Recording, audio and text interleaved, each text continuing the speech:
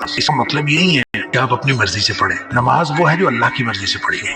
اللہ کی مرضی کی نماز میں جس طرح مغرب آپ نے ٹائم پہ پڑھنی ہے، اسی طرح فجر بھی نہ ٹائم پہ پڑھنی ہے. جس طرح وہ آپ نے مسجد میں جا کے باجماعت پڑھنی، وہ بھی مسجد میں جا کے باجماعت پڑھنی. جب آپ نے یوں 5 نمازیں پڑھی نا، پھر وہ اللہ کی نماز ہے، مگر نہ وہ اللہ کی نماز نہیں ہے. آپ کسی سے پوچھیں کہ نمازیں پڑھتے ہو گے تو ہاں پڑھتا ہوں، کبھی 5 پڑھ لیتا ہوں، کبھی 4 بھی پڑھ لیتا ہوں، کبھی 3 پڑھ لیتا ہوں، لیکن اکثر میں 5 پڑھ لیتا ہوں. 4 کیوں پڑھ لیتے ہو؟ 3 کیوں پڑھ لیتے ہو؟ اس لیے کہ اپنی مرضی، اور اپنی مرضی سے 5 بھی پڑھ لی تو وہ آپ کی نماز نہیں ہے. اللہ کی نماز ہے تو وہ 5 ہے، اس میں کمی نہیں واقع ہو سکتی. اس میں فجر کی نماز بھی ہے. لہٰذا جب آپ یوں نماز پڑھیں گے، اقیم الصلاۃ، نماز قائم کریں گے، تو پھر اس کے اندر وہ طاقت پیدا ہوگی کہ آپ کو ہر چیز سے وہ روک لے گی.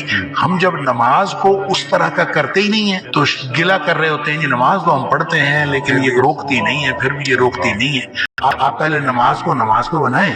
تو خاتون تھی، وہ میرے پاس آئی اور اس نے مجھے ہاتھ دکھایا، تو میں نے اس کو ہاتھ دے کر کہا کہ تیری اولاد نہیں. اچھا، تیرے ہاتھ پر اولاد کی لکیر نہیں. صحیح. تو کہتے ہیں کہ وہ عورت جو ہے وہ اٹھ کے کھڑی ہو گئی. اور اس نے کہا اولاد تیرے ہاتھ میں، اولاد اللہ کے ہاتھ میں. اور وہ کہتے ہیں وہ مجھے چیلنج کر کے گئی کہ میں تمہیں اپنے اللہ سے اولاد لے کے دکھاؤں. سبحان اللہ، سبحان اللہ. وہ کہتا ہے میرے لیے بڑا ایکسپیرینس عجیب تھا کہ یہ کیا کہہ رہی ہے. تو بہرحال وہ کہتے ہیں میں نے اس کو کہا کہ میں نے تو تیرا ہاتھ دیکھا ہے، صحیح. تیرے ہاتھ کے اوپر لکیر اولاد کی نہیں ہے، میں تو بتا دی. لیکن بہرحال وہ کہتے ہیں چلے گی. 2 سال بعد وہ آئی، صحیح. اس کے پاس بیٹا تھا، اللہ، اور مجھے دکھانے آئی اللہ. کہ یہ دیکھو مجھے اللہ نے اولاد دے دی ہے. واہ. تو کہتے ہیں کہ میں نے اس کا ہاتھ دوبارہ دیکھا تو اس کے ہاتھ پر اولاد کی لکیر تھی. اچھا. اللہ، اللہ. تو اللہ تعالیٰ ان کو ساری چیزیں اللہ کے ہاتھ میں ہے. واہ. اس میں انڈیکیشن اگر ہے بھی واہ. تو وہ یہ چینج ہو جاتی ہے، چینجیبل ہے. کیا بات. اصل میں مومن کی زندگی کا منہج ہے. مومن کی زندگی توبہ سے. اب اللہ کے رسول صلی اللہ علیہ وسلم کا کیا گناہ تھا؟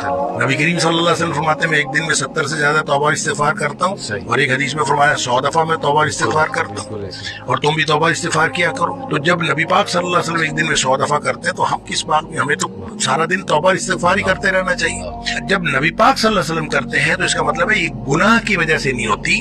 یہ مومن کی زندگی کا ایک منہج ہوتا ہے کہ وہ بار بار اللہ تعالیٰ کی طرف واپس آتا رہے. اس کی توجہ ادھر جاتی ہے، اس کی توجہ ادھر جاتی ہے، وہ واپس آئے، بار بار اپنا رجوع اللہ کرتا رہے، اور رجوع اللہ کو ری انشور کرتا رہے اور رینیو کرتا رہے. اور یہ انسان کی اللہ تعالیٰ نے یہ توبہ کا منہج دیا ہے اصل میں.